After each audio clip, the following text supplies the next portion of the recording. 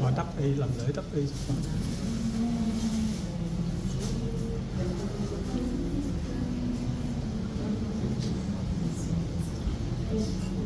Itipiso bhagava arahang samma sambuddho teja charana sampanno sukhato lokavidu anuttaro purisa dhamma sarati sattva deva manusanam buddho bhagavati sakkato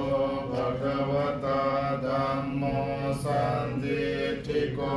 akaliko yehi pasiko yokaneiko pacakam veditang govinyoniti supatipanno bhagavatu savaka sangho ujupatipanno bhagavato savaka sangho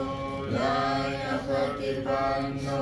bhagavato savaka sangho samiti patipanno bhagavato savaka sangho yatitham cattari purisa yugani atta purisa pukkala yesa bhagavata savaka sangho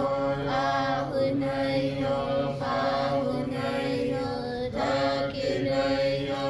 anjali karaniyo anuttaram puryam ketang lokasati karaniyam